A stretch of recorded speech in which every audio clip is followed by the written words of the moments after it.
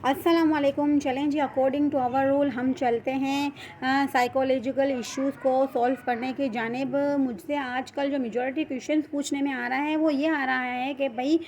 लोग बोलते हुए डर क्यों महसूस करते हैं, खौफ क्यों महसूस करते हैं, और वो इतना डरते हैं कि बाज़ औक़ात वो हक़ बात, सही बात, सच होते हुए भी नहीं बता पाते हैं। खुद का सही होते हुए भी वो खुद को डिस्क्राइब नहीं कर पाते, और चुप रहने की वजह से वो अक्सर औक़ात खुद गलत साबित हो जाते हैं। तो इसकी क्या रीज़न्स हैं और उसका सल्यूशन क्या है? तो देखें, मैं खुद अपनी पर्सनल भी मैंने बहुत सारे लोगों को देखा है कि वो इतना खौफ में मुब्तला रहते हैं, वो इतना डरते हैं कि वो सच होते हुए भी चुप रहते हैं, हक़ पर होते हुए भी चुप रहते हैं। देखें, सबसे पहली बात तो बचपन में बच्चों को बहुत ही स्ट्रिक्ट माहौल अगर घर का होता है तो बच्चों को ये सिखाया जाता है कि भाई बड़ों के आगे नहीं बोलना है, ख्वाह वो गलत हो या सही हो, तुम चुप रहो, तुम नहीं कुछ नहीं कहना है। तो इस वजह से ये खौफ बच्चों के दिल में इस हद तक बैठ जाता है कि बच्चे अपना हक होते हुए भी, अपना सच होते हुए भी चुप रहते हैं। और दूसरा ये होता है कि बचपन में बच्चों के साथ बाज़ औक़ात ऐसे इंसिडेंट्स हो जाते हैं कि ना, हाँ, मतलब कि वो कुछ बोल रहे होते हैं तो कुछ गलत कह दिया तो सबने मिलके उनका मजाक उड़ाया, उनके ऊपर हंसे, तो बच्चे अपना सेल्फ कॉन्फिडेंस खो देता है।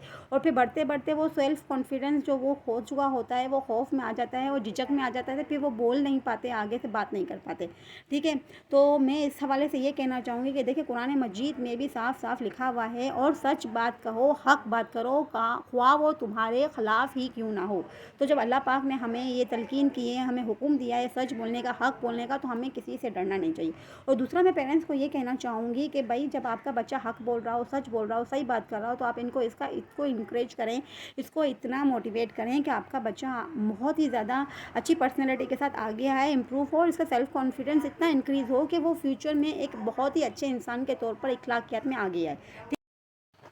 दूसरा, मैं ये कहना चाहूँगी उन लोगों से कि जो बचपन में मामू चाचू जो भी एक्सेट्रा जो भी हो गए बच्चे, अगर उनके सामने कुछ बोलते हैं, कुछ गलती करते हैं, कुछ मिस्टेक करते हैं, तो काइंडली आप उनका मजाक ना उड़ाएं। आप इतने बड़े हैं, इतने मैच्योर होकर बच्चों को अगर आप डरना मजाक उड़ाकर इनके सेल्फ कॉन्फिडेंस को डाउन कर देंगे तो वो आगे जाके अपने बोलने की सलाहियत को ख़त्म कर देंगे। ठीक है, तो मैं इन लोगों से कहना चाहूँगी कि वो इस तरह की हरकतें ना करें। ठीक है, और दूसरा, इस प्रॉब्लम के सलूशन के तौर पर मैं आपको ये बताना चाहूँगी कि अगर किसी के अंदर इस तरह की खामी है कि वो बोलते हुए डरते हैं या झिझक महसूस करते हैं, तो उनको चाहिए कि वो रोज़ाना डेली बेसिस पे 10 मिनट तक अपनी वॉइस को रिकॉर्ड करें, और फिर उस रिकॉर्डिंग को खुद सुनें, और फिर देखें कि वो कहाँ पर अटकते हैं, कहाँ पर झिझकते हैं, और फिर उसी वीक पॉइंट्स को वो प्रैक्टिस में लाएँ, और बार बार उसी टॉपिक को डिस्कस करें, वॉइस रिकॉर्ड करें, सुने, वॉइस रिकॉर्ड करें, सुने। इस तरह की प्रैक्टिस से उनके दिल के अंदर जो खौफ है वो ख़त्म हो जाएगा, और इनके अंदर बोलने की सलाहियत और सेल्फ कॉन्फिडेंस इंक्रीज़ होगा। तो मतलब वो अपनी इस प्रॉब्लम से